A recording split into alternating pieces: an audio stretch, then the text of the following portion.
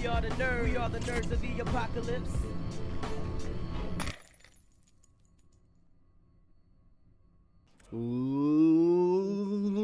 Ladies and gentlemen, welcome back to Nerds of the Apocalypse. And of course, Stevie B, and alongside me tonight is my amazing co-host,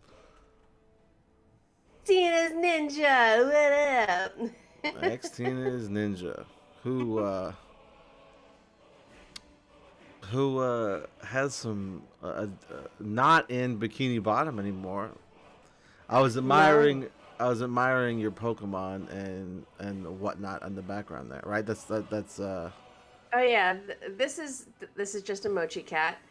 That's Stitch, and that is, oh no, I'm forgetting who he is. Oh no, he's a ghost Pokemon, and he was my favorite baby. Yeah, isn't it? I can't remember the backstory of that Pokemon, but I remember seeing it. His backstory is he's just a ghost, but he just wanted to be friends or wanted to be loved or something. So he took the visage of the most beloved Pokemon, so people would pay attention to him. But he's really scary underneath. Oh no! Why am I forgetting? I was just thinking Dead Pikachu, but I don't think that's actually what the name of it is. Dead Pikachu? No, that's not. That's I don't not think. it. I bet a bunch of people named him that. Oh, Mimikyu. Mimikyu. Oh, that's actually pretty cute. Yeah. It's a lot better than Dead Pikachu. Mimikyu. It's a lot better than Dead Pikachu. Yeah, but heck of a lot better. It's a ghost and fairy type Pokemon. Oh shit. Mm. The fuck? All right, so best boy. No Treks again tonight. He's actually sick this time, I think. He is sick. We're gonna allow it this time, but see, things like this, bring out his indiscretions when he's just like, "Oh, I don't feel like it." Nah, I'm just kidding. I don't feel like it sometimes either. Like last week, I was just. Mister, I gotta do my taxes. Let me tell you. I don't want to bore people with taxes. I gotta do my taxes. I gotta do the DSP voice. You guys have gotta pay my taxes, okay? All right? This is the taxes stream. We need to raise $4,000 so I can pay my taxes. Like, I don't really own a small business, but like anyone that I know that owns a small business always does their taxes quarterly. He does not. I don't know why you wouldn't, but hey, it is what it is. Gotta do your taxes. Yeah, exactly. Closer gets it. Yeah, I don't know. I had been putting them off for so long, and I was like, "Fuck, I really gotta do this shit." And then Chuck was like, "Oh, I'm out," and I'm like, "Okay, well, I guess we're just out." Because I really, I've been blowing. You guys, I'm in, and it's like I gotta do my taxes. Like, yeah. And no, it's like, I'm sorry. Right. I'm sorry. Listen, if it makes you feel better, I did not have fun. I would have been much rather talking video games with you. Good. It was not a good time. It was because I had to do a whole bunch of extra shit because of the child tax credit stuff. Yep, you got to do that extra reporting and stuff. And it was like, if you don't get these numbers exact, your refund will be delayed viciously. And I was like, God damn it. And it was you got sent these documents. And then I was like, I don't know where these documents are. So I had to make accounts on the IRS site. And it's not just making an account. Like, you have to upload a picture of your driver's license. Someone has to verify it. It's like a whole fucking thing. I had an account that I had to make a while back, but Heather didn't, and so she had to do it, and it was a pain in the fucking ass. But yeah. I got them done. Taxes suck. That's preach right there. They do suck. Yeah. They really do. Preach, man. Like, I don't even do my taxes. I have someone else do them, and they still suck. Like, there used to be so easy, but like it's like the older you get, the harder your taxes get. It's like, oh, you have a house now? Good fucking, you're fucking. Oh, you wanted to fucking make a baby? Oh shit. Oh no. You took a little bit of something out in your 401k. Oh, we're getting our shit. You know what the penalty is for taking a 401k early? It is like I don't understand why the government even comes close to thinking that they're allowed to take my 401k. But if you take that shit early, it's like some kind of ludicrous amount, like 40%. Yes. I was told this when I started my 401k at my job, and I was like, I am never touching that fucking thing ever. I worked at my old job for about 10 years. And I've managed to, because a lot of people I work with fuck with it. This is such a boring stream. Sorry, guys. A lot of my people I work with fucked with it. And I didn't. I just left it alone. They were like, oh, I didn't want to, like, win or lose. Some of them spent months, like, only getting 1%. I was like, I'm happy with, like, this percentage and always getting it and not worrying about it. So over 10 years, I accrued about 40K. And during the COVID pandemic, I came really, really, really, really close to taking it all because they removed that restriction, like because people were jobless and had these 401k, and I ultimately decided to leave it, but I came so close to just taking it all out and not dealing with the penalty, but I was like, there's a catch. I'll have to pay it. I just felt like I would have to pay it at some point, so I didn't take anything out. But it is what it is. But that's not. We're not here to talk about taxes and why the reason why I wasn't on the stream. Okay, it's fine. It's all taken care of. We're good. You know what? I've been fucking playing really nonstop on most streams, to be honest with you. Is Horizon Zero Dawn, not Forbidden West, Zero Dawn. It is such a good fucking game. That game is so good. I can't believe I sat on it for so long. Still sitting on it. So good. It's so good. I want to play it, but I whenever it's getting to the point now where I'm becoming one of those adults. Like, and you've seen the I think you probably saw the video that I posted on my personal Facebook, where like there's this TikTok of a guy, he's like wanting to play games right after work, but he just falls asleep. That's me. I'm turning into that person. Like, but I don't want to be that person. I want to play my games. The hardest thing that I deal with when it comes to gaming is all these games come out, right? There's old games I want to play and new games I want to play. And I do some gaming off stream, but a lot of my gaming happens on stream. I have such a limited time. Yeah. And I just can't do it all, and I really want to do it all, and I can't. Like, I try, like DSP, I try to talk these people into donating more so I can, do this full time and play more. But they for some reason, people give money to DSP, but not me. No, I'm just kidding. I'm kidding. I would never sit around and beg the way he does.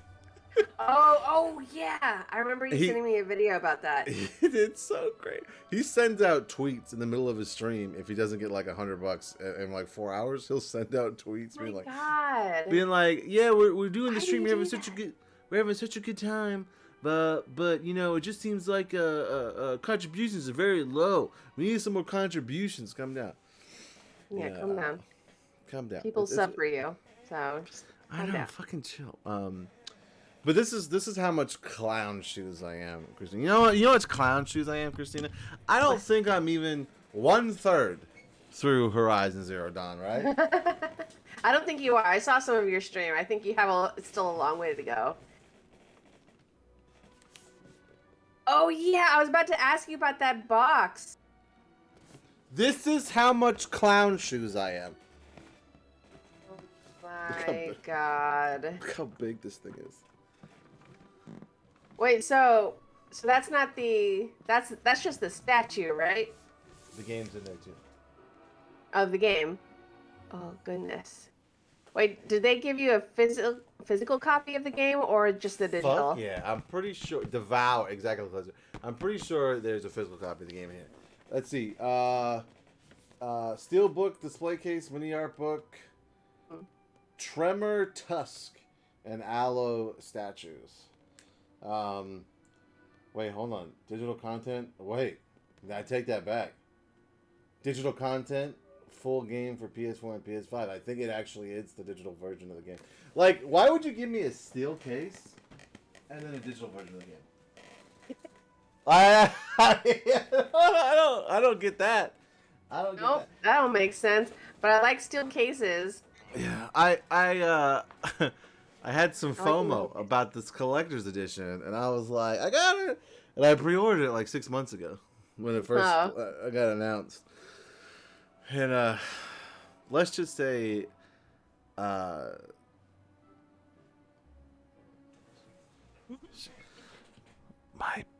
Best Buy credit card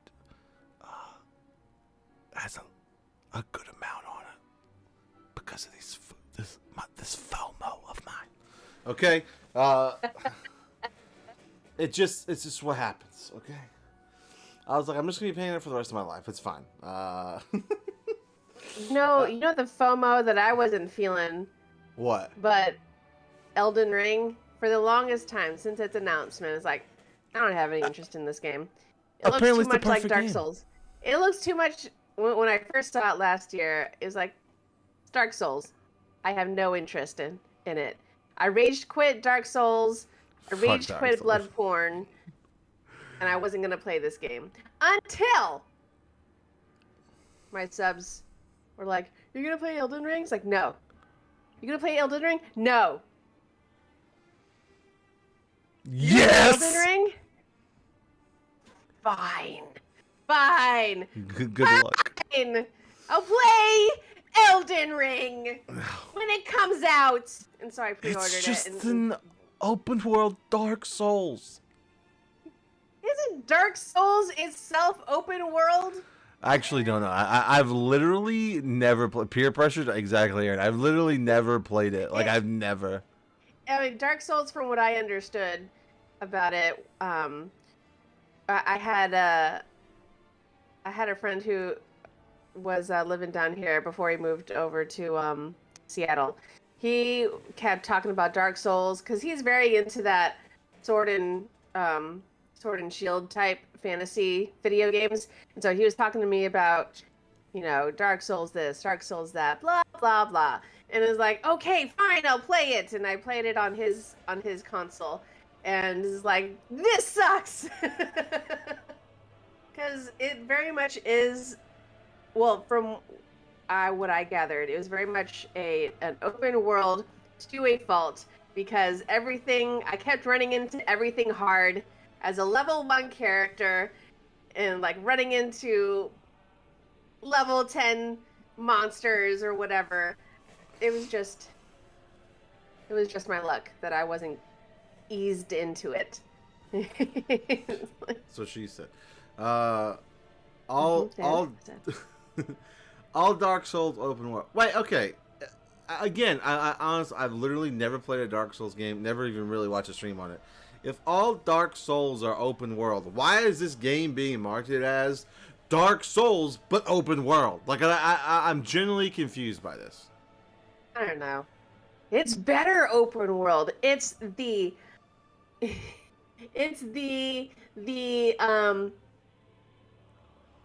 Breath of the Wild open kind of world.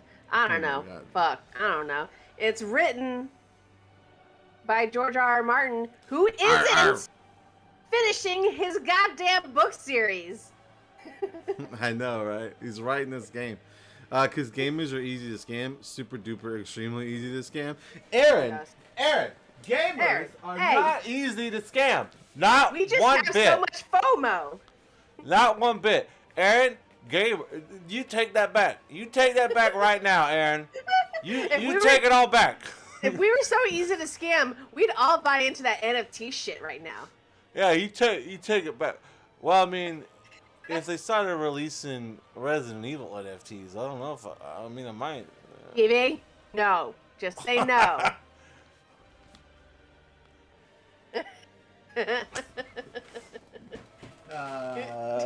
Okay. 10 out of 10. Okay. Yeah, gamers are easy to scam. It's true. It's true with all of it. I got scammed, like not easily. And I don't necessarily think that I don't know if I got scammed. Right? I don't know if scammed is a word. If you weren't watching the stream last night, we opened this up. I ordered I had R2D2 360, Christina, right? And it's really cool. You push the button, it's like boop. It sounds like R2D2. And it fucked up. It's messed up. And the more I looked into fixing it, the more people were telling me it can't be fixed, which is really frustrating. It had a lot of sentimental value, so I was like, I know it doesn't have the same sentimental value, but I was like, all right, I gotta replace this because we also can't play Rock Band, and my whole family play Rock Band. So I got one off eBay, right? Obviously, take a risk when you buy shit off eBay. Yeah, always. And so I got it, and I plugged it in, and it works. It's not scuffed up or anything. It actually looks pretty good. But when you push the button on the power button, it doesn't make the R2D2 beeps. Like, it doesn't make... And so, if it doesn't make the R2D2 beeps, I don't want it. And, like, I checked the eBay listing over again just to make sure, like, they didn't put it there and I missed it, and it's not there. It's not there. Oh, boy. And so, like, now I have to make that uncomfortable email. And I even, like, Googled to see if, like... Because it actually doesn't make any sound at all when you turn it on. So I, like, Googled if there's a system setting to turn that off. And there's not. Right? Most people are like, if you don't want to hear it, turn on by the controller. Okay. So I got frustrated because, like, that's the whole point of it, and I don't want it if it's not gonna work. So I'm gonna email him and just say, hey, is this something I'm missing here? Because you didn't say that this didn't work in your listing. And then I have to go through the fucking return part. I gotta pack everything the fuck back up, send the shit back, and it's just so fucking annoying. And if I have to do that, I'm just gonna try to fight hard to get it fixed. I'm gonna fucking scour the internet to find a place that'll fix this shit for me, man. Because I really want it to work. Heather got it for me as a gift one time, and it's just, I don't know. It's frustrating it doesn't work. Plus, I have all those 360 digital stuff like that won't work on Xbox One because of licensing. Things like Marvel vs. Capcom 2, the Ninja Turtles arcade, the X-Men arcade, like those games will work fine on the 360. I could even re-download them on another 360, but you can't play them on Xbox One and shit like that. Yeah. So I own the rights to them. I guess I don't own the rights to them, right? You know, I have access to them, but only on an Xbox 360. So it's frustrating. Anyway, those are my current woes. But I mean, we'll see what happens. I haven't sent the email yet. I'll do it tomorrow. I've had a busy fucking day. Not even the Xbox startup sound. No, it doesn't even do that. No, it's like it's silent when you turn it on and when you turn it off. It's completely silent, which is weird. It almost makes me feel like something's unplugged inside, but I'm not gonna take the time to figure that out. Like, I'm just gonna ask for money back. Yeah, I just do that. And I'll just eat the cost of shipping, whatever. But yeah, anything else crazy going on with you? No, other than, like, not in gaming, but like just other shit where other life shit that's reminding me that I'm old. I'm still younger than you, but I'm old. You're not that old. Well, no, I'm getting old. My fucking knees don't work anymore. Well, to be fair on my part, I have one knee that doesn't really work. Like, I always have to prop it up. Always. And that's just because I was never careful or... period, I was never a careful person even when I was doing karate and tournaments and stuff. I didn't take care of myself.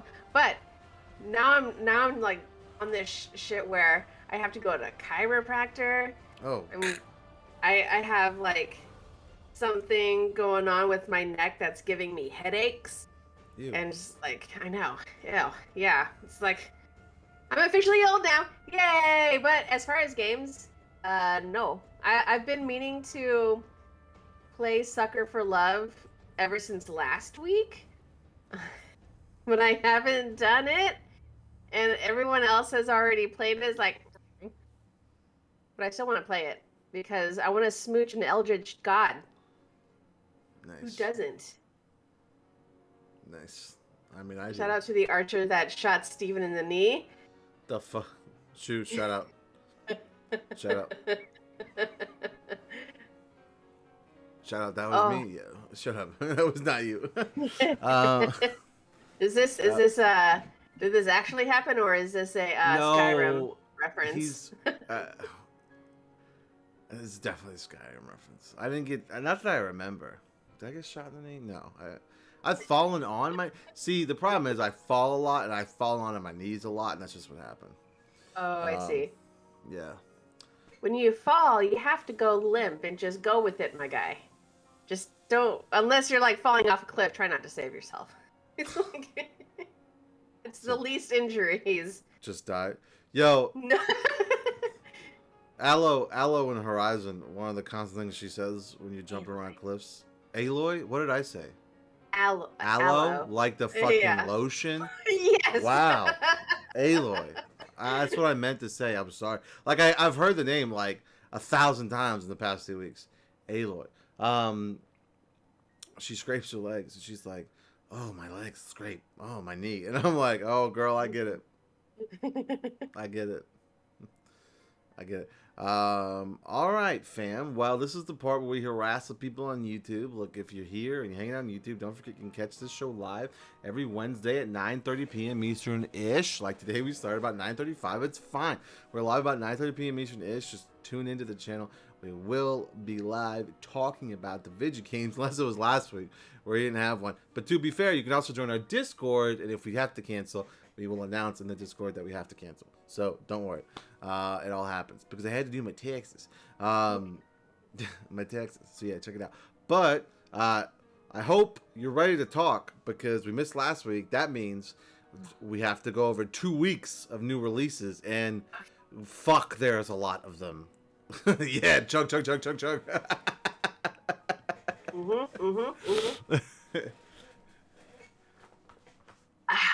Okay. So, what came out? On February 17th, King of Fighters 15 came out for the PC, PS4, PS5, Xbox Series X and S. Total War Warhammer 3 for the PC came out. Fluffy Cubes for the PS4, PS5, Xbox One, Xbox Series XS, and the Switch. Assassin's Creed, the Ezio Collection. The only other collection that has been released several times right under Skyrim. Fucking this one came out for the Switch. But I mean, it's a good one. But that came out for the Switch. On the 18th, Horizon Forbidden West came out for the PS4 and the PS5. On the 22nd, which was yesterday as of recording this, Destiny 2, The Witch Queen came out for the PC, PS4, PS5, Xbox One, Xbox Series XS. For the 23rd, which is today, Final Fantasy VI Pixel Remaster. Oh. Yo! Came out for the PC, iOS, and Android. Tomorrow, on the February 24th, Martha is Dead for the PC. I actually have that, I think, on my wish list. So anyway, Martha is Dead came out for the PC, PS4, PS5, Xbox Series XS. Also coming out on the 24th is Ghost on the Shore for the PC. Coming out February 25th, but also on April 14th for the Switch, Tormented Souls for the PS4, Xbox One, and like I said, April 14th it comes out for the Switch. Um, Also coming out on the 25th is Gibbon, Beyond the Trees for the Apple Arcade. Atelier, Sophie 2, The Alchemist of the Mysterious Dream. I don't. Let me say that again. Atelier, Sophie 2, The Alchemist of the Mysterious Dream comes out for the PC, PS4, and the Switch. Grid Legends for the PC, PS4, PS5, Xbox One, Xbox Series XS. Elden Ring. Oh shit. Officially, it comes out on the 25th, but those who have already pre-ordered it, it comes out tomorrow. For the PC, PS4, PS5, Xbox One, Xbox Series XS. The Steam Deck launch is also on the 25th. So if you pre-ordered it and you've already paid for it, get ready. Yeah, that'll be like the people that were able to pre-order like the first second it went live, right? The first wave of people. I'm in like the 18th wave. I I'm got my like $5 down though. Let's see. For this one, just says February. I don't know if you meant to leave out the date, but That's all the site had on. I thought that was weird as well. Okay. So Leap, a Steam early access game, comes out this month. Let's see. On March 1st, for the rest of this list, Shadow Warrior 3 for the PC, PS4, and Xbox One. Conan Chop Chop for the PC, PS4, Xbox One, and Switch. I gotta look that up because it just sounds I know it sounds weird. silly. Puzzle Quest 3 for the PC, iOS, and Android. LX 2 comes out for the PC, PS4, PS5, Xbox One, Xbox Series XS. Far Changing Tides comes out for the PC, PS4, PS5, Xbox One, Xbox Series XS, and the Switch. Pants Quest comes out for the PC, and Little Orpheus for the PC, PS4, PS5, Xbox One, Xbox Series XS, and the Switch. And finally, Instruments of Destruction comes out as a PC Steam Early Access on March 1st. Nice. Raph says this past week just packed with Game of the Year contenders. You're absolutely right. Fluffy Cubed looks fantastic. Conan Chop Chop is on my top of the list. That's right. Elden Ring 3 out of 10 game. Okay, TV. Okay. It's getting like all these 10s everywhere. That's still really not going to get me to play it. I don't know. I just don't see myself playing it. I just really don't. I mean, maybe I'll try it. You can watch me and Don suffer. Yes, exactly. Why would I suffer myself when I can enjoy your suffering instead? I'm playing Horizon on medium, and I do very poorly with that. Like, I can't imagine what I'd be doing in this game. Steve gonna crack? Yes! Closure gets it. Like, Closure gets me. He knows, man. I'm just gonna snap. Oh, my goodness. All right, so our first bit of news I want to talk about, so last week, a clock popped up on Capcom's site. It was pretty obvious when the countdown was going to end that it was more than likely going to be Street Fighter related. That became, I'm in the Resident Evil, follow a lot of Resident Evil people on Twitter, and everybody's like, oh, it's going to be Resident Evil announcement. I was like, well, it's going to, like, the countdown ends at the end of this big Street Fighter tournament thing they were doing, right? It's like, so it's probably going to be a Street Fighter announcement. Let's not kid ourselves. It just didn't. That's what it felt like, right? It just felt like that, and then it became obvious, completely obvious, when the countdown timer ended, and nothing happened because the Street Fighter tournament was still happening and going on. I was like, okay, obviously this is it. So people that are watching it on Twitch, the tournament ended. They're like, oh, we have something to show you, and then bam, it was a small CGI trailer for Street Fighter 6, but done in the RE engine, so it looked fantastic. Now, is that going to translate to gameplay? It's going to look good, but not as good as that CGI trailer we saw for sure. The RE engine is a fantastic engine, but I don't think it's going to look as good as that looked. And let's also say this. Fucking Ryu's dick was like fucking dead. Like a lot of people are like, oh, that's just the way like, I don't know, man. There is a clear outline of a wiener in those pants. Okay? You know, we saw Ryu and another character that I'm not 100% sure who that is. Maximilian Dude, that's where I watched this. Where I watched the whole thing go down. He knew exactly who that person was. I didn't know who it was. I know Ryu. Everyone knows Ryu.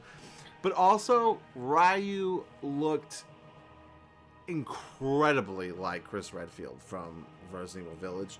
And that's just not me, like, fanboying out. It's almost like it's the same model, but they just changed the because that's the way the RE engine works. Is like they get someone to mocap and act it, and then they come in and put like a different face normally on whoever did the acting and voice work. Okay. Okay. So, what? Sorry, I'm. This is I've never seen the trailer. I'm looking at it. It's penis. I'm gonna have to go with penis. It's definitely penis, right? I mean, and you know what? I saw a screenshot of when the announcement was made, without reading, and without just like really knowing, like really looking at the picture, because all I saw was chest. I thought they were making a Hulk game, because that's how massive Ryu is. But anyway, he is. He's got these perfect little feet in his sandals, massive dong. Yeah, right, like definitely, man. And as a person who wore very unflattering gis, because they are bulky, they are thick, they are bulky. I had to eventually switch to the lightweight stuff because it was just awful how suggestive it would sometimes be. But no, that's even just like the heavy keys didn't bulge like that, so it's penis. It is it. And then the Street Fighter 6 logo, like, dude, what the hell is that about? I'm pretty sure somebody found like a Adobe Elements logo that was like almost identical. I don't know. Oh no, that is definitely an Adobe logo that's slightly altered, because you can do that with the assets that like with the assets that Adobe gives you. But just like, you're working with Capcom, man. There are so many Street Fighter logo assets that you could just pluck from. Like, why did you have to go through Adobe? I don't know. Maybe that's not them. Maybe it's not the final logo. I don't know, but no, I don't. Look, I mean, even if it is the final logo, I mean, no, even if it's a placeholder logo, that was completely unnecessary, because again, you have like 20 years worth of assets that you could have just. Hey man, can I just grab one of your logos as a placeholder, and no, we'll figure out the new one later. Look, I don't know.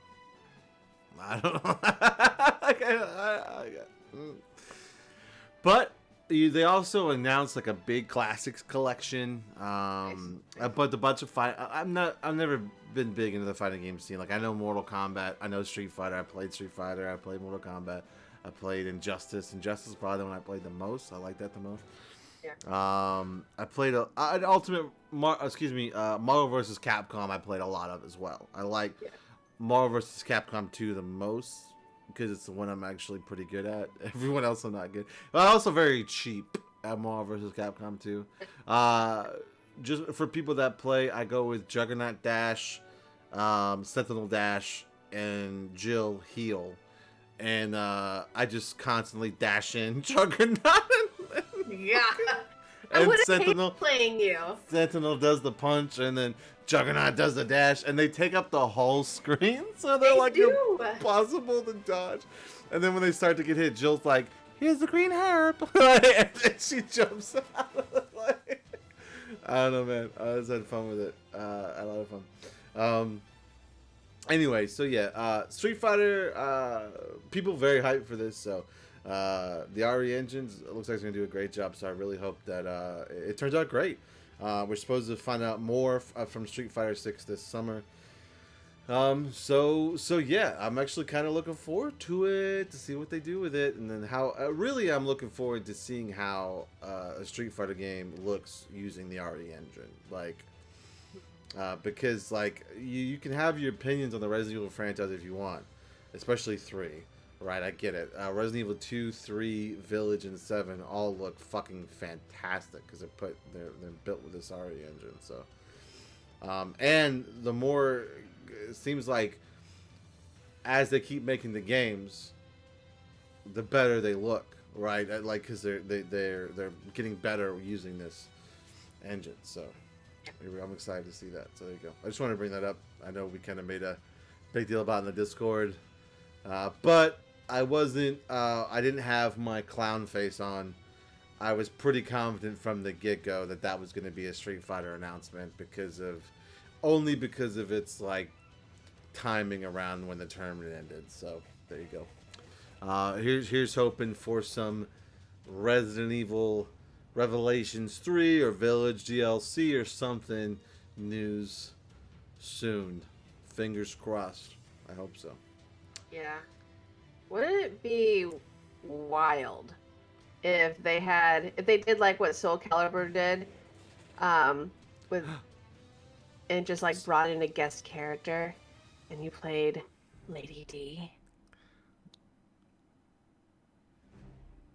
I was not expecting you to say Lady D, but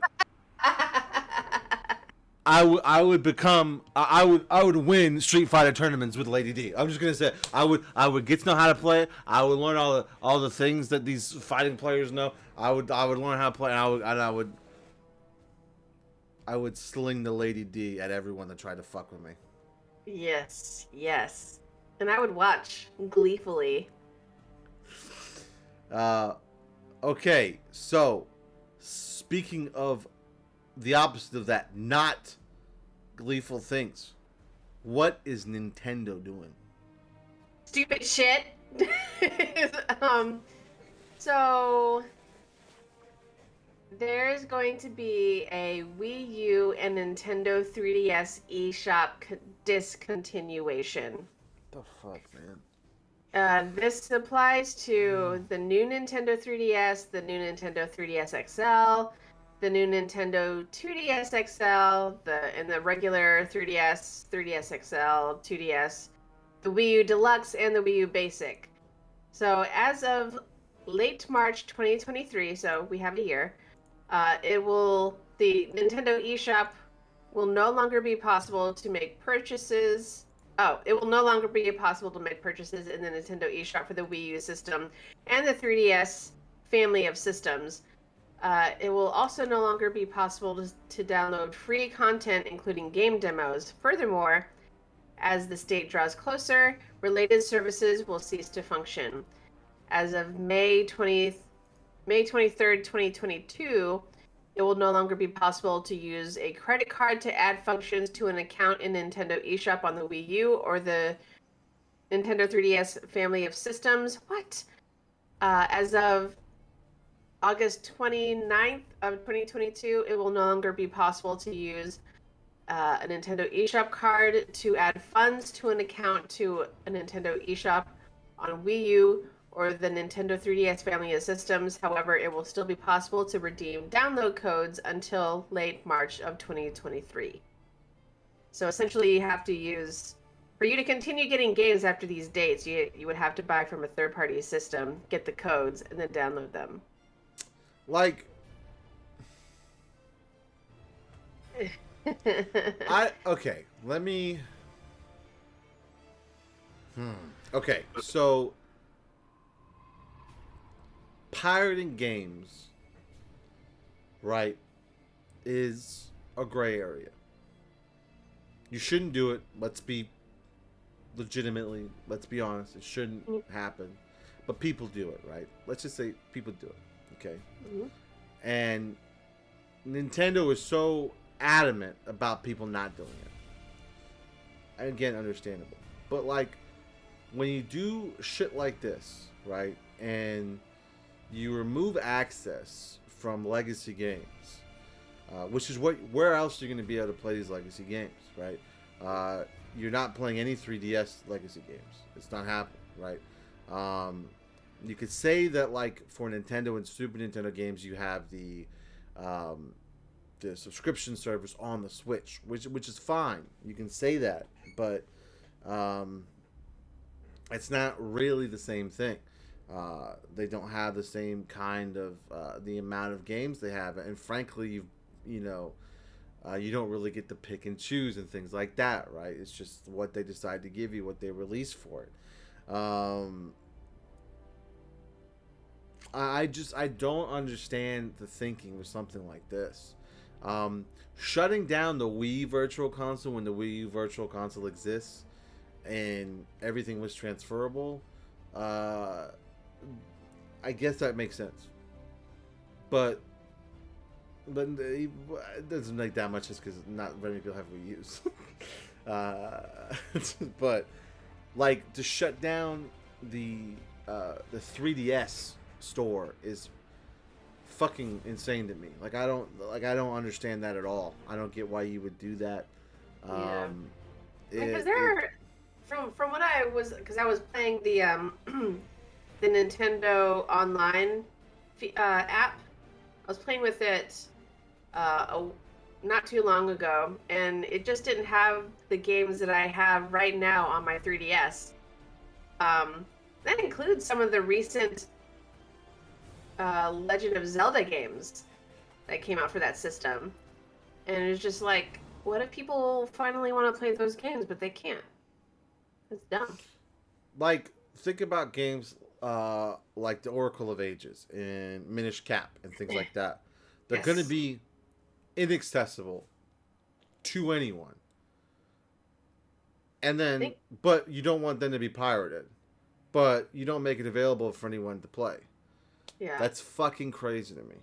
The retro market is going to shoot. The retro market is already in, like, a horrible state since the pandemic. It just people are overcharging like fucking crazy. It doesn't, like, it's wild how much it's fucked.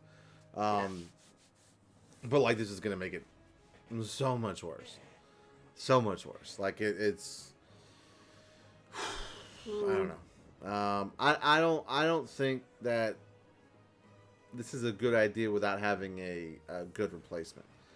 Maybe, now, to be fair, this is a long way away, right? This is March of 2023. Yeah. Right, so we're talking a year, almost a full year, a year and a month. Or a complete shutdown, but they're already taking steps to minimize its function. Like, it'll practically be defunct, and, like, why even bother having this by August? Right. So, So the question is something planned to replace it? I don't know. Knowing Nintendo, probably not. Probably not, because they just want to milk it for all they're worth, cause chaos. I mean, if you want, like, a mini micro, if you want, like, a micro example of, you know, the environment that Nintendo creates sometimes, is just look at those amiibo cards. Amiibo figures, I can, because that's a whole distribution thing, but amiibo cards, that's paper and an RFID chip, but it's still paper. It doesn't take a whole lot to produce, and yet they make them scarcer. They make them scarcer than what they did with the amiibo statues right now. And it's just, people go nuts. I remember when Target released the amiibo cards for when they were partnered with when they had the Hello Kitty partnership. And that Oh was yeah. like Oh, this shit. its most recent thing. And as soon as it was released, well, when it was made available, I was at work. And as soon as I tried to secure it on my lunch break, it was already gone.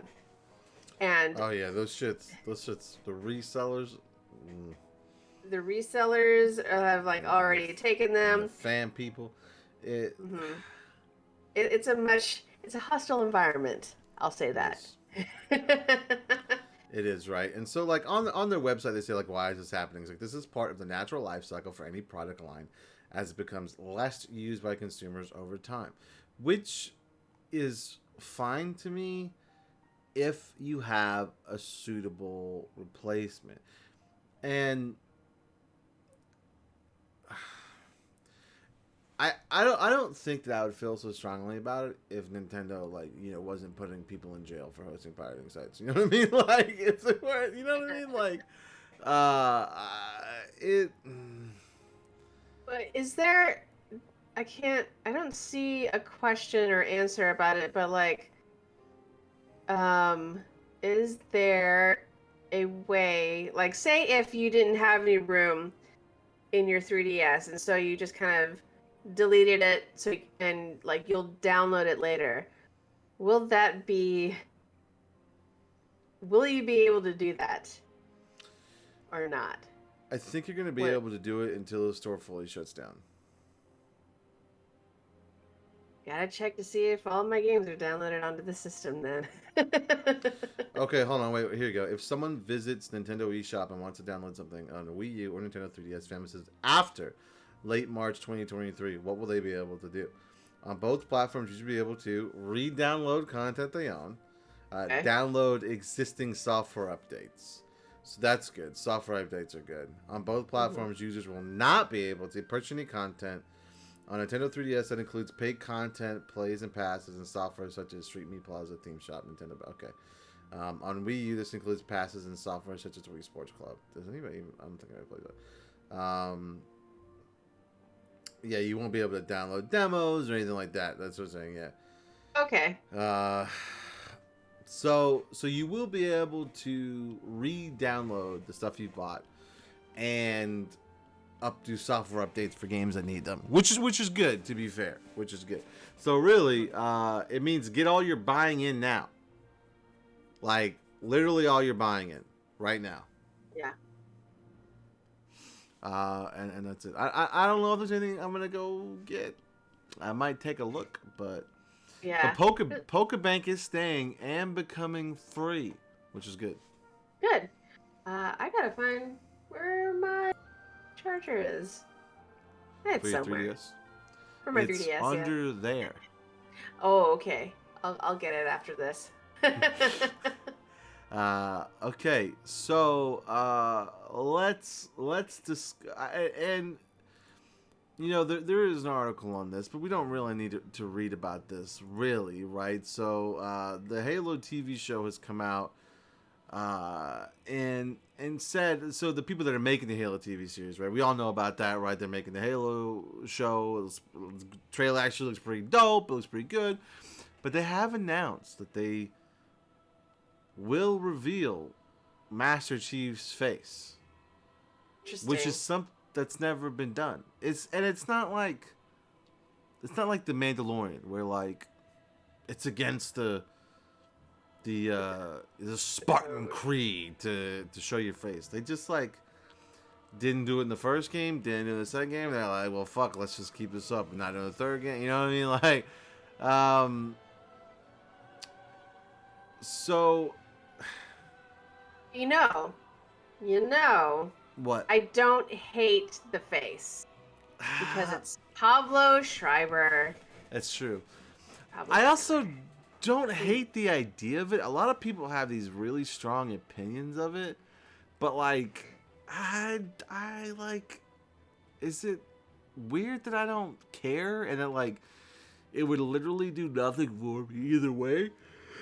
You know what does do something for me is the way the fucking Cortana looked in the trailer. Like that, I have stronger feelings about the way Cortana was than the way showing Master Chief's face. I haven't seen this trailer either, so I don't know what it looks like. I didn't even know this was out until you put it on the agenda. It's like, sorry. no, it's fine. But that's just how busy I've been. Like, I haven't been keeping up with the news as much as I would like. But circling back to Pablo Schreiber, he at least has the height. People can't complain about that. No. Dude is tall. I stood next to him. He's tall. Okay, I was wondering when you're gonna throw something like that in. Okay, cool.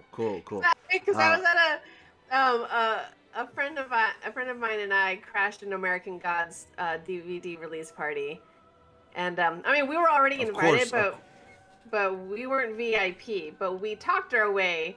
We rolled a 20 in charisma on our charisma check and made it up to the VIP balcony, which was. It was cool, but it was objectively worse because it was hot as hell up there. Because they were using neon lights as part of the party, and neon lights, if you haven't been around them, they generate a lot of fucking heat. And so like I had a fan on me. I was fanning the bartender because she was giving us free drinks and something. Fuck. But yeah. I do it on my hand. I'd be like, "You good? Like, you Keep good? them You coming. good? Keep them coming." keep the drinks coming. Keep that alcohol rolling. I will pay you. Or, I mean, it was free drinks, so I just tipped her very handsomely. But anyway, Pablo Schreiber was there. He tall.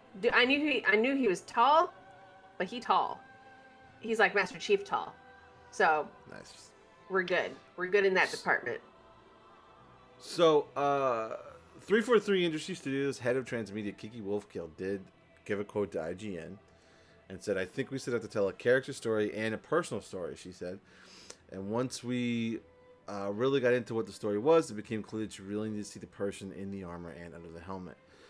You will see his face. For some people, it's been a moment 20 years in the making, and for other people, it's something that feels very hard to imagine. We absolutely respect both sides of the fence, those who really want to see Chief's face and those who really don't. But for the nature of the story, it felt really important to connect with the Master Chief in a different way, and that meant showing the face. God, it's understandable. Raph said, should it be done first outside games without the long-time voice actor, though?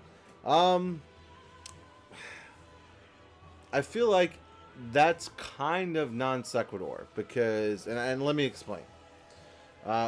There's a number of different reasons why, right? So what you're saying is shouldn't he be unmasked in the game first? Because of the voice actor, right? Now, voice actors that play their characters, rarely the characters look like them, right? So, like, if they do decide to unmask Master Chief in the game at some point, right? That doesn't mean that it's going to look like Master Chief's voice actor. Which name escapes me right now. I'm frustrated because I used to know that shit off the top of my head. Steve Downs. Yes, thank you. Right? I mean, yeah, no, duh. Well, yes, I'm saying so. Like, well, my point is like your point is that it's disrespectful to the voice actor. Am I wrong by saying that? You're saying shouldn't it be done first without the longtime voice actor though? Because it's definitely not going to be the longtime voice actor fucking playing the character on a big screen. Like, never in the histories of games has the person that voice acted the character in the game translated to movie and be that person. That's never happened. Not that I'm aware of, anyway. And then they did something similar with Alan Wake's character too. Like, his voice actor, while he was in the live action segments of the game, they're going with a completely different actor, but staying with the voice actor in the upcoming new game, right? Not video games. What is it? What you talking about now, Ref? But hello, Peter Cullen. Hello, Peter Cullen. He's the new, he's the mocap actor for Alan Wake. Oh, wait. So what's okay? Is that what was Alan Wake a TV show? No, Alan Wake was the game. Yeah, I know. Was it also a TV show? Sorry, I should rephrase. Was there also? I didn't think. No. Oh no. Oh no. Peter Cullen is not who I'm thinking about. He's Transformers guy. Well, you can't unmask a transform. Like I'm. No. I don't know where he's. I'm generally confused about your point. Like I'm not even trying to be a dick here. I generally am confused by your point, right? I'm sorry, but I need you to tell it to me like I'm 6. Like, yeah. But circling back on desk. But circling back to Alan Wake, there are segments when he's like in a dream, where it's not the 3D or CGI model of Alan Wake, it's the actual actor. So like they have in these dream sequences the actual actor who voice acted Alan Wake. But he's not doing that anymore. You brought up the point that you use voiced actors in movies. Oh, and you brought up Optimus, which literally has well, that's fine, but like that doesn't. And I understand you said not video games, right? But our main point of discussion is video games.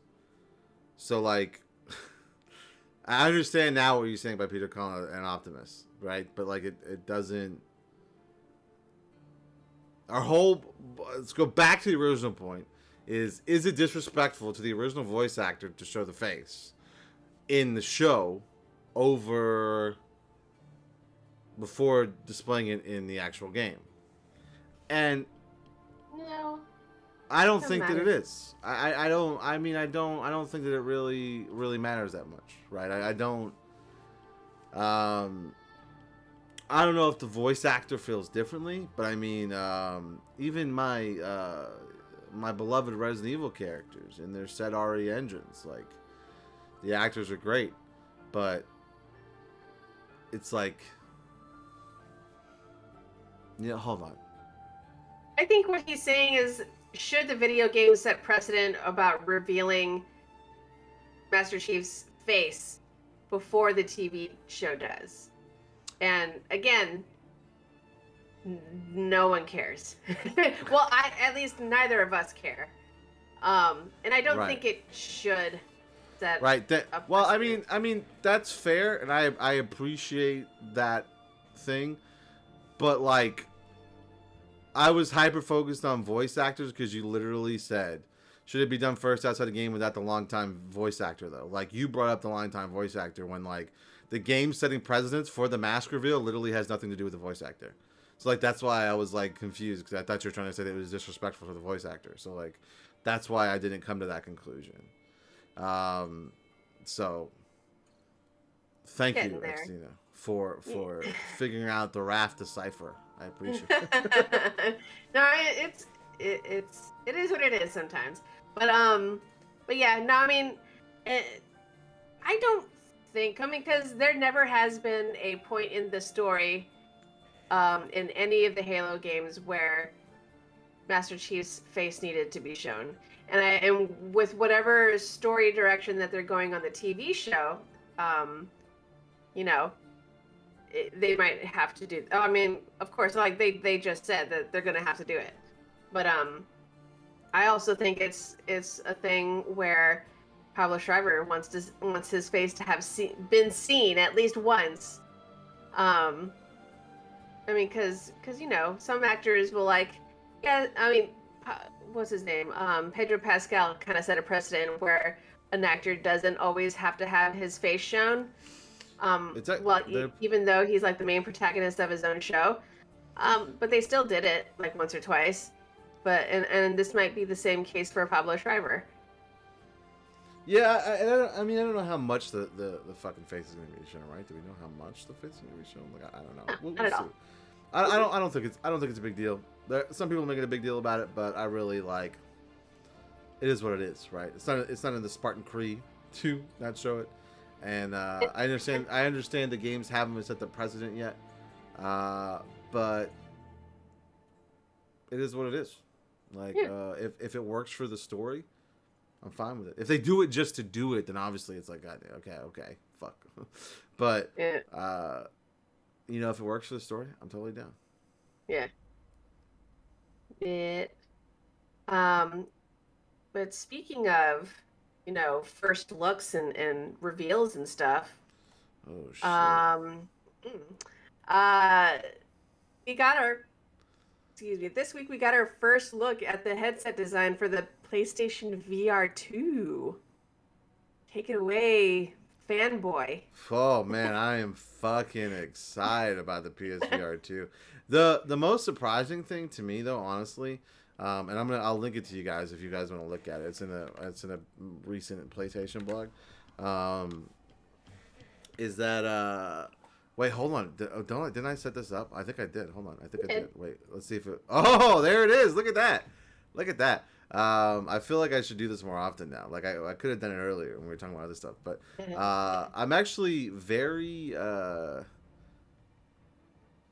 very surprised by how really similar it is to the PSVR 2. Or, excuse me, to the original PSVR. Like it's like when you look down here, like it is insanely similar to the original PSVR, which is very cool. I mean, I did not have a problem with the original PSVR at all. It always felt comfortable on my head. It even worked great with my glasses. Like I could keep my glasses on and use it. They would fog up if I didn't have like this bit sealed. Hold on, let me see. Like this bit sealed. Like, yeah. But you know, other than that, it was good. And like these controllers look top notch. I think it's going to be a great piece of equipment, man. I'm really excited by this thing. If the design ain't broke, don't fix it, right? I mean, all you really need to do is just change the hardware a little bit. That's right. So just a little bit from Hideki Nishino. I hope I said that right. I might have fucked it up. I'm sorry. I'm just going to kind of go over bits of this, not the whole thing.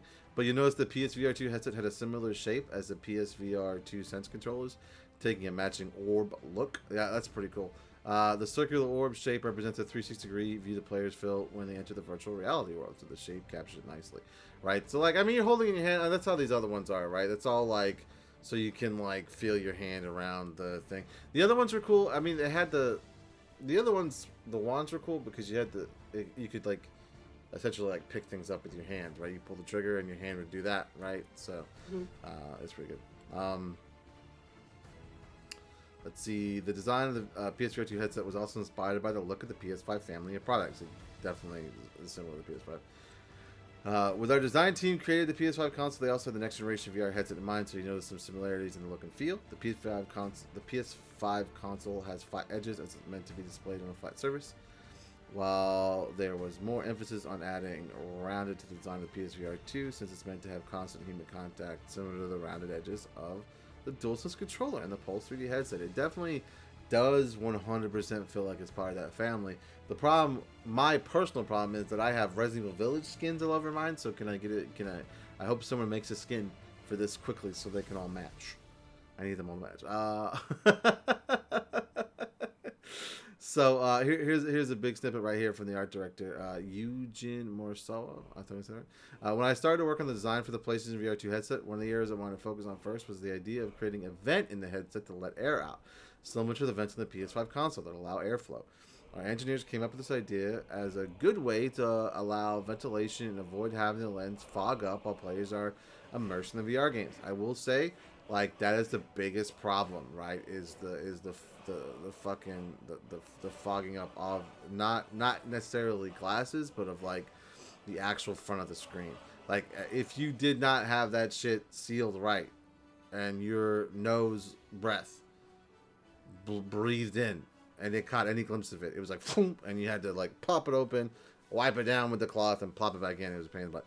I worked on many design concepts to achieve this, and in the final design, you can see there's a little space in between the top and front surface of the scope that contains the integrated ventilation. I'm really proud of how this turned out and the positive feedback I've gotten so far. I hope our PlayStation fans will also agree. and I can't wait for them to try it out. Yes, that's actually pretty exciting. That there's some ventilation like built into the headset. Like I remember when my dad wore it, man. I put my dad on like the shark one where you're like in the shark cage and you drop down. My man sweated balls the entire time. He was done, and it looked like he had like come out of the rain. Like he also is on like blood pressure medication, right? So like it probably affected it somewhat. But like I don't know, man. It was just like it was really really intense for him, more than I thought it would be. I actually didn't read this bottom part when I was like skimming this over for talking points earlier. Hold on. Another treat you wanted to share, similar to the thousands of tiny PlayStation symbols, we added the design of the PS5 console and DualSense controller. We also included tiny PlayStation symbols to the front and back. Okay, bands of the PSVR 2 headset to add a comfortable feel for players to enjoy. Okay, so is there the 4K HDR, right? They said 4K HDR and state-of-art graphical rendering. Like 4K HDR, like that's fucking wild to me. Like, what's the point of having a TV? You can just play all your PS5 games in your headset. You can do that with PS. You can do that with games now. Like, you can just fucking pop games in, put on the headset, and like play them in widescreen on your on your face. Really? Oh god. Yeah, it's fucking. You can also watch Netflix that way. It's pretty cool. Like it makes you feel like you're in a big screen. Until it starts drifting, then it becomes a pain in the ass. PSVR 2 development kits are already in the hands of game creators, and we are excited for what they'll come up with. So truly make virtual reality a remarkable experience for gamers. We look forward for sharing more details about PSVR 2. Stay tuned. I don't think this will be out this year. I think that this might be like Q1 next year, but I don't think it'll be this year.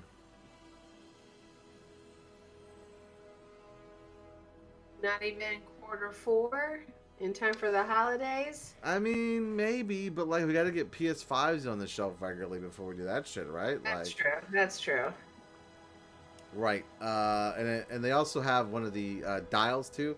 That was pretty cool. It was weird, like the way you had to stretch it, but like this one actually has like a comfortable dial to help, for the small and big-headed folks, to help.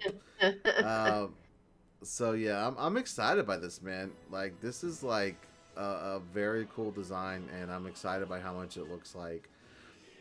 It looks like the original PSVR built for PS5, which is exactly what it is, right? So, give me. Let me get in this headset. Let me get in it. I'm sure I can't imagine the cost of it. Like the first one was this like the PSVR was like the cost of essentially a PlayStation 4. It's like I can't imagine this one being like this is probably going to retail for no less than $400. But if I was gonna bet money, I'd bet $500. Well, still somehow cheaper than the HTC Vive. How much is the HTC Vive? It ranges. Sometimes it's the same price. Sometimes it's a lot more. Oh wow. Too much. It's an investment. It's an investment like a fully decked PC, but oh god, is it a lot? But I haven't looked at the prices lately, but I did see like something like upwards to 800 something. Damn. Well, no, the Quest is what, $299? The Quest 2. Yeah, but that's not like super graphic-y, right? Like those aren't like the ones you hook up to high-end PC. That's the one that's like standalone too. Yeah. The HTC Vive Pro 2 is about $800 right now. Wow. Yeah. All right. Yeah. So speaking of things that aren't coming out until 2023, that's probably one of our best segues. That's what we know. What's happening? Excuse me. Not coming out in 2023. I fucked up the segue. I shouted it. I know you fucked it up. That's why you gotta leave those segues to me, man. Anyway, I shouted it into the ether and it came true. It's been. I shout things out into the ether that I really want to happen, and it happens. I should do that more often, but I can't abuse that power. But Call of Duty is skipping 2023, the first time in 17 goddamn years.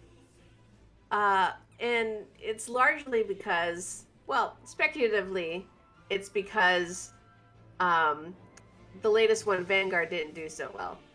But I think Call of Duty fatigue finally is scratching in, or they're realizing that there is Call of Duty fatigue. But let's see, what does it say? Paul Tassi, give it to me.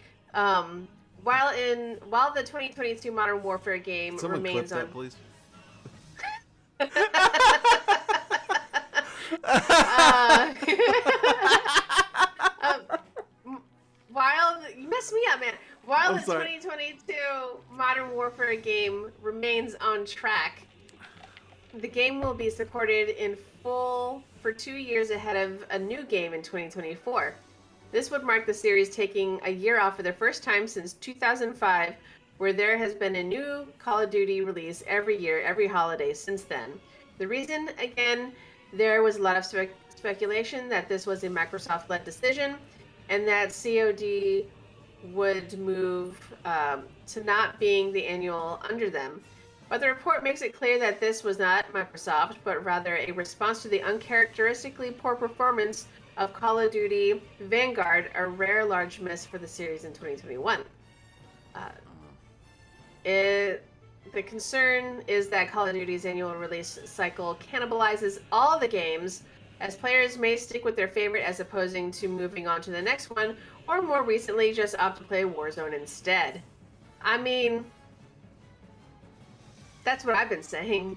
Like, because it happened with what was it? It happened with Assassin's Creed. There used to be an Assassin's Creed game every year, and it would just cannibalize basically all the same mechanics.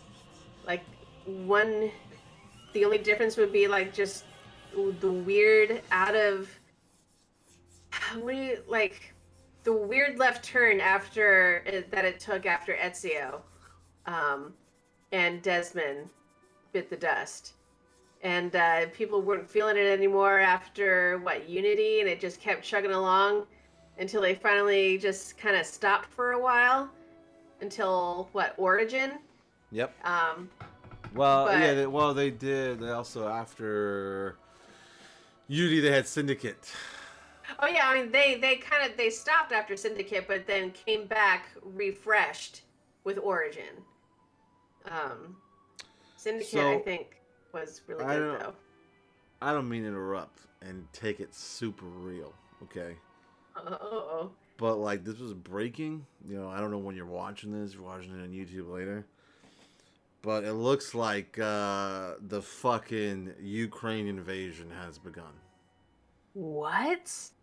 Explosions heard across Ukraine after Vladimir Putin announced a special military operation.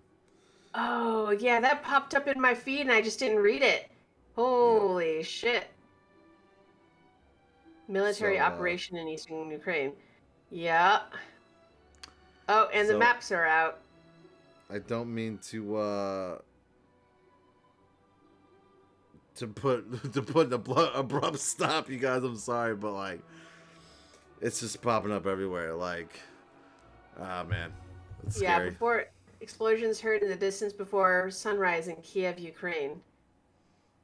Explosions heard in Belgorod province, which I think is still Kiev, or near there.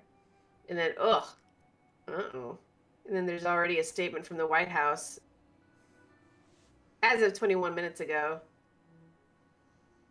21 minutes ago as of recording this. But yeah.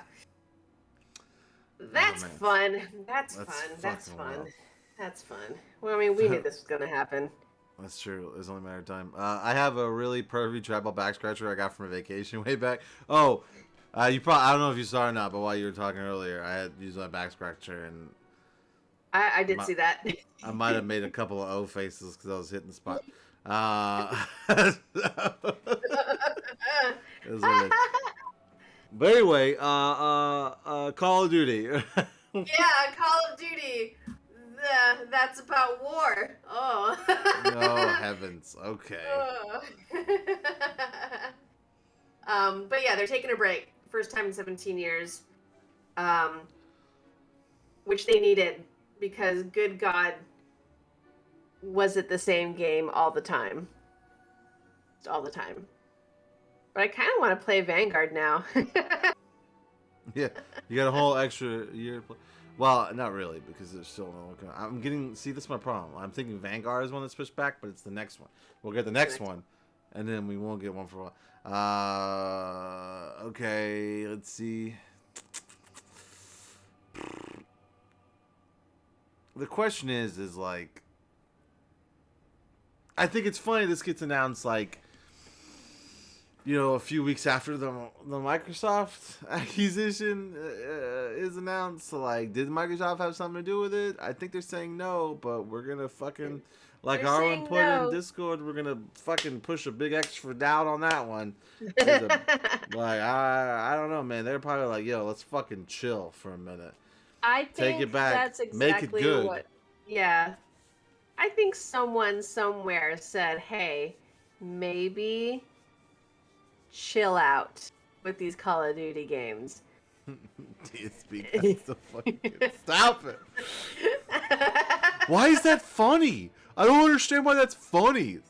I mean, Microsoft has no say in the business until they actually take over. I mean, that's true. Like, no, in an official capacity. Yeah, that doesn't mean that like everything's playing for it. Shit. Like, yeah. you like with this acquisition coming up, like it gives Microsoft more of an in to start saying stuff to them. Whereas before, it's like one CEO, hey, in an email, hey, one CEO to another, maybe chill out with the Call of Duty games. You don't have to listen to me, but maybe chill out. But now Microsoft can say, hey, you know, as future bosses of you, maybe it's time to think about chilling out with the Call of Duty games. Like, you can still finish what you got, but chill out with the next one. But see how I worded that though? That's I don't doubt that that's what happened. But we can't confirm. I'm speculating. I'm all about speculating and like playing scenarios out in my head and say, hey, maybe this happened. But, I shouted it out into the ether and it's happening. So I already am drunk with power. There you go. Chill. If they did, Bobby would be gone already. I don't think Bobby's gonna. Bobby's leave. Protected by contracts, legal contracts. I don't think he's going anywhere. I don't think he's leaving Microsoft once the acquisition is done. He's definitely not going to have anything to do with gaming. From what I understand, like the whole like metaverse thing, rumor is he's going to go head up like Microsoft's metaverse situation. So I don't know. I don't know how. Again, that's just like across. I'd be pretty speculatory. That's a big yikes if so. I mean, it's big business, man. Like, it's just how it goes. Like, it's one of those things where like I don't claim to know anything about big business, and I think that we like really, a douchebag. Yeah, I think that that's true. Yeah. There's a lot of shit that like none of us are privy to that like has to play out, right? Like that no one has control over. That what if like one of the stipulations were like, if this acquisition goes through, I get to keep my job at somewhere in Microsoft, and like that was the only way to work it out. You know what I mean? Like, there's no telling what's gonna happen. I really don't think he's gonna have anything with video games, but I don't necessarily think that Bobby Kotick is like not gonna have a job after the acquisition. So I mean, I'm just. Didn't he say that he was? Well, he said he was stepping down, right? But he didn't say he was actually leaving. Right. Yeah, he was. I doubt Microsoft would agree to that. I mean. Yeah, we don't know who's behind the acquisition. Yeah, though. man. Like, you don't who's making those deals. I didn't know Raph had a seat on the Microsoft boardroom. Like, I didn't. No. I'm totally just fucking with you, Raph. I didn't mean that. That's a lot of goodwill out the window. I mean, it's how it works, man. Like, it's just how, like, at the end of the day, here's facts, right? At the end of the day, here's facts. Acquisition happens. Bobby Kotick stays and Microsoft leaves the limelight, right? When it first happens, everyone's going to be like, I can't believe he still has a fucking job there, right? 2 weeks later, no one's going to even discuss it. No one's going to give a fuck, right? No, it's not even going to come up, right? It's going to be the news story for a week, and everybody's going to be talking about it, right? And then after that, it's going to be whatever the next thing is. And it's just not how shit like that ever works, unfortunately. Again, I want to be clear that, like, I'm not condoning what I just said. I'm just, like, being realistic about business and how all that shit works. Like, I don't think is how it should go down, but that changes the fact of how that shit goes down. I've been there. I've not in a gaming situation, but I've seen people that are, like, in a big business that are mega corrupt, like, make out like fucking bandits during acquisitions and things like this, just because it's how it works, right? I've worked for a company. I'm not going to say the company's name, where, like, no one in the entire company was given raises because the company filed for bankruptcy. And no one anywhere got any kind of raise or anything, but everybody on the board and the directors that essentially caused the bankruptcy all got their $1 million bonuses, right? And it's just how that kind of shit works, unfortunately. And they were not good people. At the end of the day, the entire gaming community was calling on Bobby to resign. Microsoft wants to offer him to keep his job in some capacity by giving up Activision. Boy, oh boy. Well, I mean, again, I never said he wouldn't make out like a bandit. Well, I'm just saying that, like, he wouldn't walk away without a job of some sort. I mean, I could not be the case. He could step away if he's gone, but I don't necessarily think so. I think that, like, we look at these things through a very basic, low-level view when it comes to things like this. And we think right and wrong, right? Like, we know what's right and we know what's wrong, and that's how it is, right? But unfortunately, in situations like that, it's way, way more complex than any of us could ever fathom. It's already evident he's gonna get a fat-ass paycheck to leave. Well, to leave like the gaming portion of Microsoft. I mean, I could be wrong. I've been wrong before. I'll be wrong again, but we'll see what happens. But I don't think that he's going to be leaving Microsoft as a whole. But I don't think he's gonna have anything to do with the Activision portion of Microsoft. Yeah. I mean, even if he does leave just that whole section of the video game industry, he's still going to come out with a fat paycheck because that's his severance package in his contract. Right. And he's just going to use that to either join another company who will accept him or start his own. And, I don't know, dupe anyone who wants to work with him. That's true. I don't think you are. I don't think Microsoft would want his stigma to stick around. I mean, his stigma is only known in the gaming development, right? So, like, if you make an announcement, say he's no longer part of gaming or Activision, you know, he's got a job somewhere else. Like, you don't even really say that. You know what I mean? Yeah. He just does, right?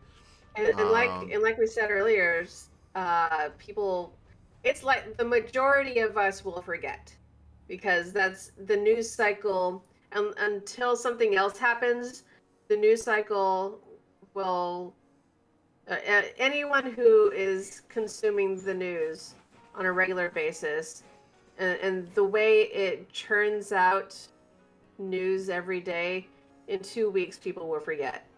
The majority of people will forget. And that's across the board in any type of journalism. Right, it's not just gaming, right? It's like everything, right? Like it's literally everything, and it's the because people think everything is news. It unfortunately, some really important stuff will get pushed out of our brains, and we're on to the next thing. That's true. All right, so there you go. Call of Duty skipping a year. we kind of lost it there for a while. That's fine. That's how it goes. We had a serious discussion. It's fine. It's totally fine. Let's see. I don't even know what we have next. Oh, that's right. So, do you use the Bethesda Launcher? Do you? I don't use that. Didn't know Bethesda had one. That's what I said. I mean, I know Fallout 76 kind of has its thing, but like that's when you launch Fallout 76 in Fallout 76. I've never used a Bethesda launcher. I don't know. So let's get into it. Explain to us what's going on. So Bethesda's launcher is going away, but you'll be able to get the games again on Steam for free. Bethesda is retiring its Bethesda.net launcher this year and will let people move their games and wallet to Steam starting in early April. They announced that this week. You'll be able to access and play games on the Bethesda launcher until May. Any game you own on Bethesda's launcher will be available for free on Steam. When you migrate to Steam, you will not lose anything from your Bethesda.net account. So basically, you just have to link accounts, and then whatever information that you have on that server will be transferred to Steam. When we first talked about this in our little Game Report chat, Trex and Christine and I was like, Microsoft buying Steam confirmed. And then like we went through funny scenarios of like if Microsoft announced they were buying Steam and like how that would work out, and like the collective fucking just like explosion the internet would have. Oh my god, the internet would explode and then implode on itself. I know, like it's like that's when the federal government will have to say like, you're getting too close. No shit, right? You motherfuckers have done this before, okay? Like, you know how close you're getting. Like, you guys need to fucking chill. No, I'm totally kidding. I really don't think that's what's happening, but I just thought it was funny to say that.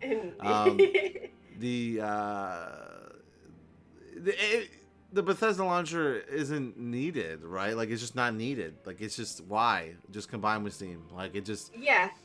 It doesn't make any sense.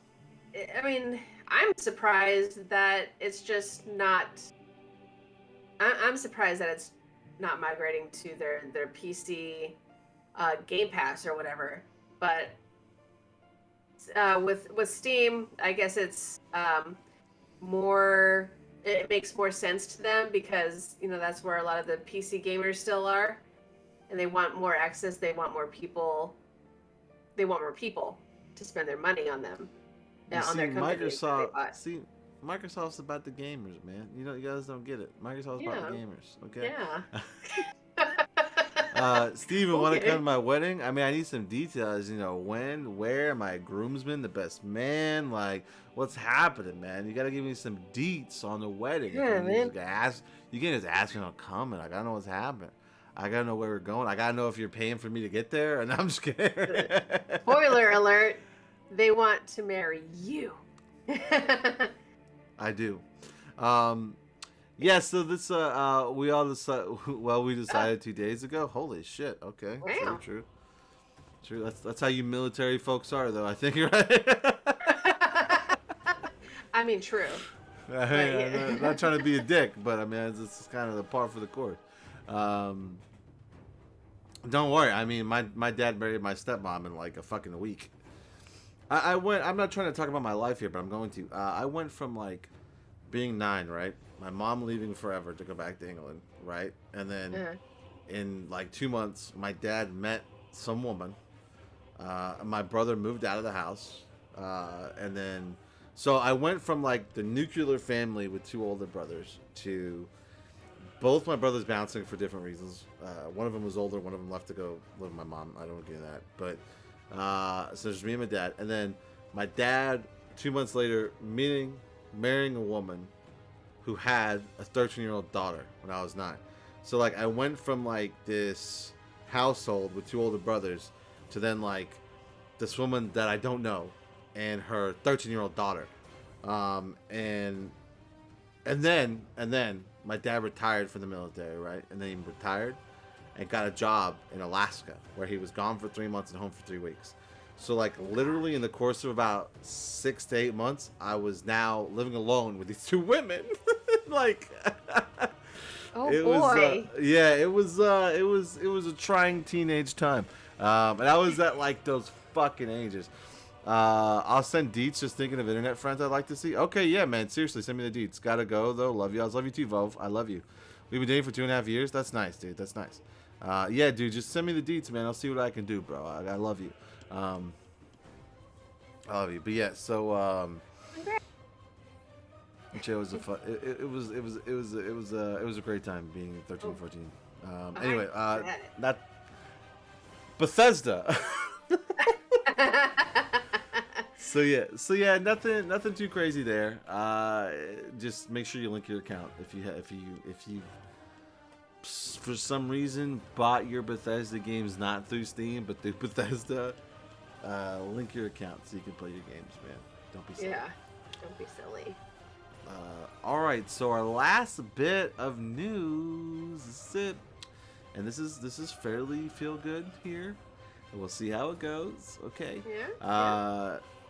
It seems that this is from David Bloom at Forbes.com. Right, Netflix goes in to Bioshock with film adaptation of Take-Two's hugely popular game franchise. Right. One of the most distinctively and engrossing worlds of video games in the past 15 years is Bioshock, right? That's very cool. It's now heading to Netflix, the original 2007 game in the Bioshock series, which, okay, we know, but we all know about this, right? We all know about this. Under the deal, Take-Two, Division, 2K Vertical Entertainment will produce a live-action adaptation of the Bioshock worlds. Set across multiple dystopian and visionary landscapes gone wrong.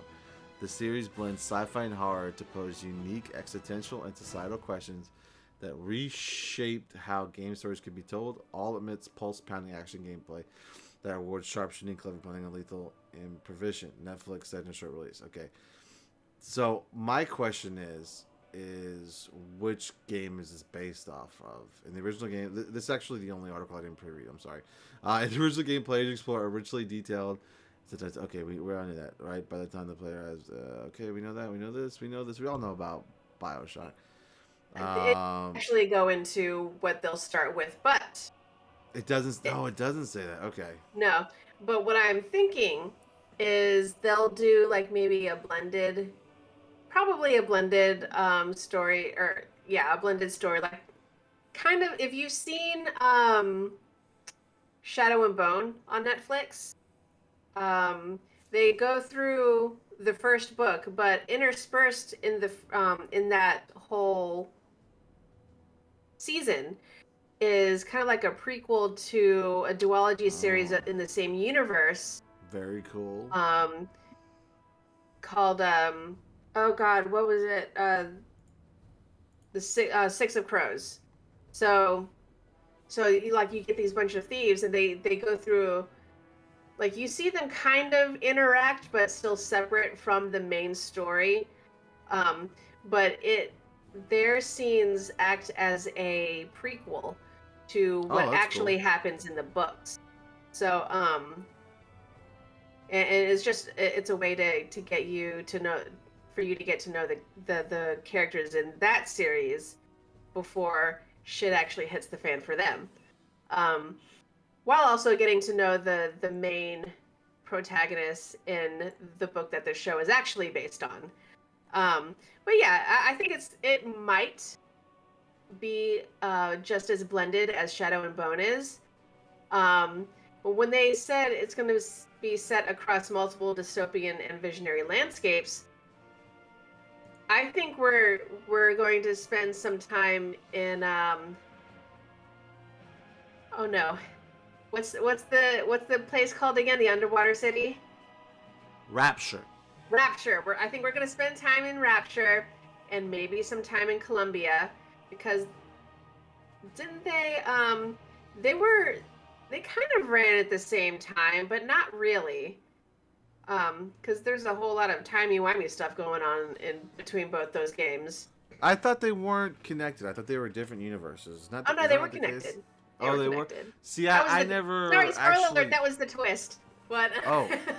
Fuck! I haven't Sorry. played That's not the- Infinite. That's not the major twist, though. You'll still get surprised. It's not the major twist. It's a twist. I'll say that. What a twist. But I remember the twist at the end of the first Bioshock. I was like, holy shit. yeah. Thank you But kindly. thank you. You know what? I always do this to my coworkers, and of course they don't know. It's like I would always ask, "Would you kindly?" And like, I don't get it. yeah, and they do it. They do it. They do whatever I request. It's like, yes, I'm still hoping that someone will catch on. But I even made a Silent Hill reference, like something that everyone should know because it was also made into a movie. But they still didn't get it. I was like, Silent Hill fog. Ha ha ha. Blank. No one gets that? Crickets. No one gets it. I'd be pissed. But so I had to like just explain my joke and whatever. But anyway, I think we're gonna go into a blended universe storytelling where we might see Columbia earlier than we think. And we might see something else that Ken Levine had wanted to do but never actually got to do. What's that? With a sequel game. I don't know, didn't he say that he wanted to make another game after Infinite but just never could or did? And so now it's going to be translated. Is there like not another one like in the works or planned or anything like that? Not that I can remember. I think this was a franchise that died, but I guess it didn't exactly die, but I know Ken Levine wanted to do something more, and he just never got the opportunity. Maybe, because he started his own. He started another company, didn't he? I actually don't know. I wish I knew. I don't remember. I used to be all up in that, and I don't want to look it up. You guys in chat and people watching, you can look that up. And comment, put in the comments below if you're watching this on YouTube. Put in the comments below what's going on. But I thought he had more ideas, and that's now going to be put into the series. Because multiple dystopian visionary landscapes. I mean, there are several implications of what that could be, but but that could mean several different things that we've already seen in the game series so far. I'm not gonna say it because one of us hasn't played the games. I've played the game. I just haven't played Infinite. I think I actually own it too. I just haven't played. I'm mostly talking about Infinite and the weird stuff that happens in that game.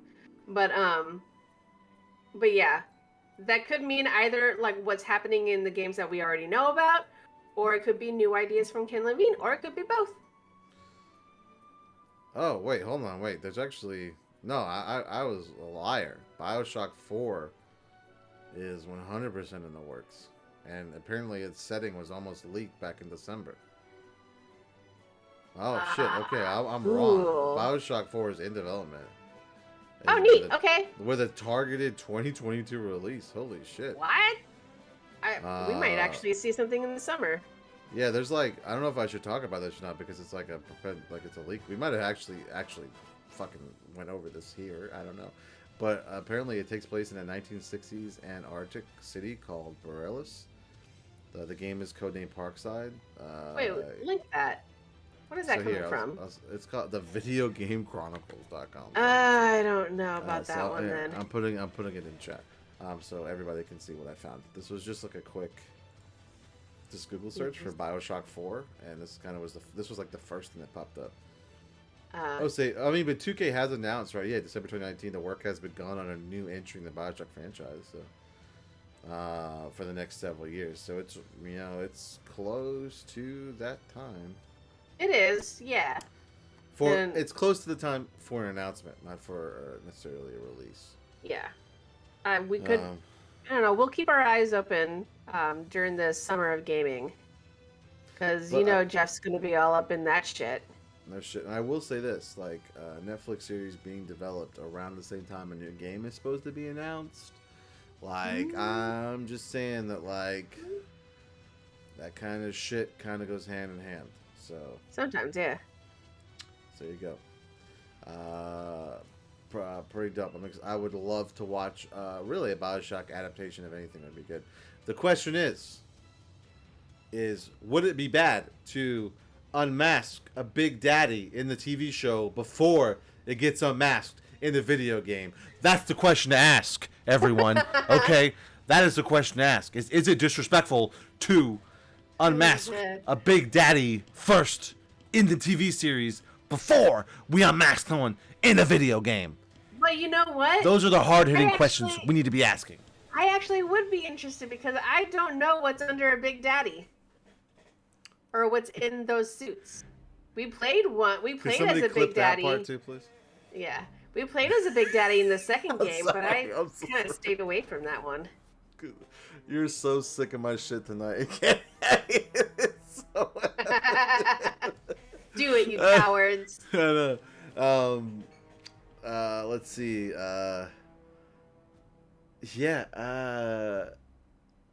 It would be very cool. Like I really, you know why I really wanted to know is because of how big those fucking hands are. Like, is it like a robotic arm or is it like a mutated ass fucking monster? Like that's what I wanted to know. That's good. I don't recall ever. I mean, because we weren't even like the current Big Daddy when we were playing at Big Daddy. We were a different version in the second game. Right, exactly. So I want to know what's under there. I want to know what's under there. Oh, same. Oh, one thing okay. So we're done here. Right before we get to the outro, I wanted to say this. I forgot to bring this up in the beginning during our what we're up to shit. I'm sorry. I forgot to bring it up. I'll say it here at the end. Heather and I, we had a little date night, and we went and we saw Uncharted. Fucking fantastic! It was so good. It was really, really good. It was a great. The hardest part was the fact of how much younger they are than their gaming counterparts. Yeah. But you get really used to it. Like it starts to flow and it works. Well, that's good. I will say, like, it was really good. It had the Uncharted feel. The climax was fucking very bombastic, very Uncharted. It didn't have a sci-fi element. A lot of the end of our Uncharted games have a sci-fi element, but it didn't happen here. It doesn't matter. That doesn't matter.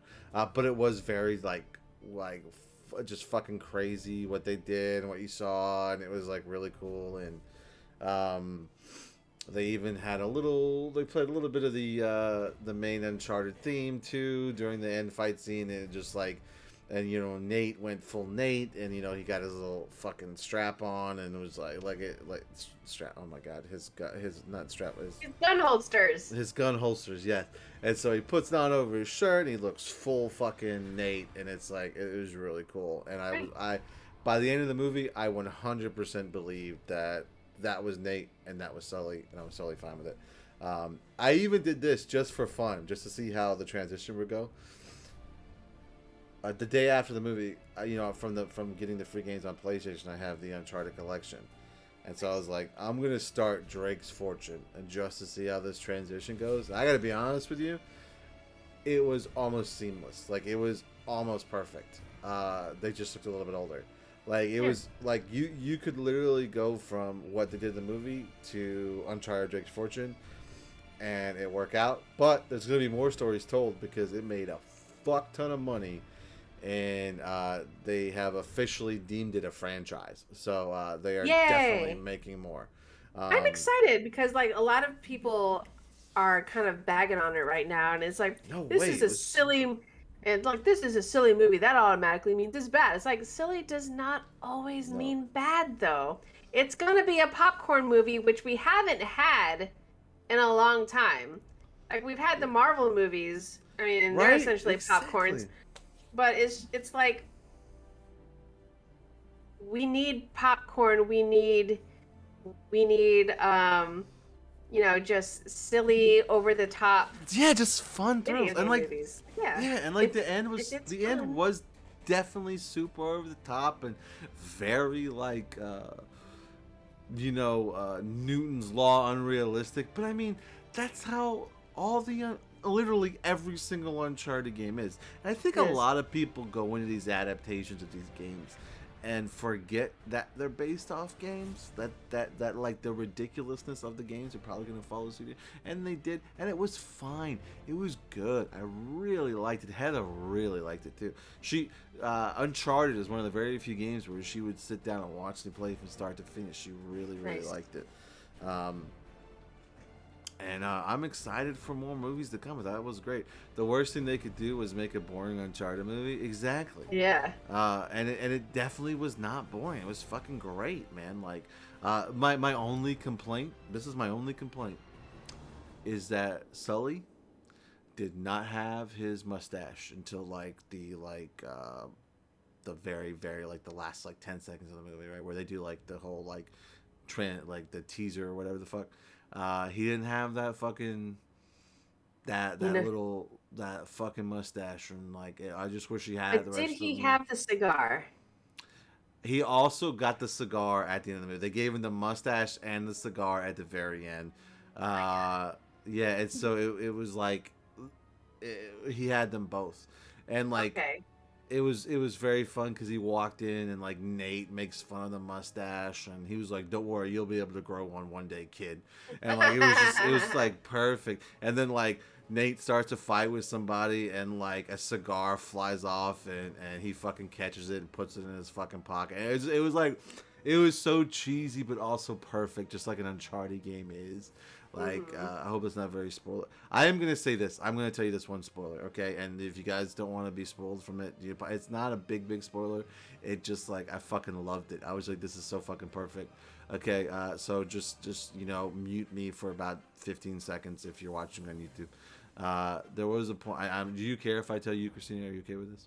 Yeah. Yeah. There is a point where like they were in the ocean and they're walking onto a beach and they end up in a resort. And sitting on the resort, like sunbathing is Nolan North, like, and I thought that was so fucking cool. And he goes, "Are you guys okay?" And he's like, "Well, I was just hanging out the back of a plane." He was like, "Oh man, I did that once." And then they kept walking, and it was just like, it was just like such an amazing surreal moment. I thought it was so cool to have him in the movie. Like, I knew he was on set, but I didn't know he would be. Well, I mean, I should have figured he'd be in the movie too. Yeah, like it was really cool to see him cameo, and I thought that was like very very cool. It was I was like, holy. Heather was like, at first I was like, what the fuck, and then she heard him talk, and she's like, okay. So Heather got it as soon as he started talking. Like, I knew it right away as soon as I saw him. But she's only hears him in the game. So, but I thought that was really cool. But yeah. Anyway, Uncharted, good. If you get a chance to see it, check it out. Very good. And that's it. So if you watch this on YouTube and you made it this far, fuck, what are you doing? Go follow the channel, twitch.tv/NerdsOfTheApocalypse on Twitch. And come watch us live every Wednesday, 9:30 p.m. Eastern-ish. You hang with us, talk to video games, have respectful arguments with us today. Discussions. I don't want to say arguments. It's a respectful discussions that have a difference of opinion. But no one could, unless Trex is here. If Trex is here, all bets are off. Everyone's getting rude as fuck. If it's just us, we keep it respectful. Trex will talk to you like you're a piece of shit. It's just it's You just say him. that lovingly. Yeah, We say that lovingly. that's true. That's true. We love him because he's our piece of shit, right? Or, no, he's not. He's not a piece of shit. No. We're his pieces of shit. Just there you go. Yeah. There you go. Okay.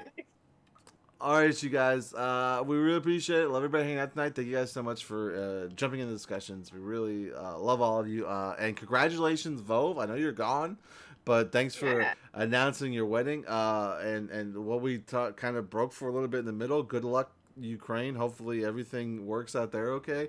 And I'm dead ass serious about that. I really hope that we can come to that this doesn't turn into anything major in the fucking world landscape, and that like there's no loss of life here, because holy fuck, like this is I don't know what's going on. Fingers crossed, everybody. I mean, we say this because the I haven't been, completely on top of this news cycle either.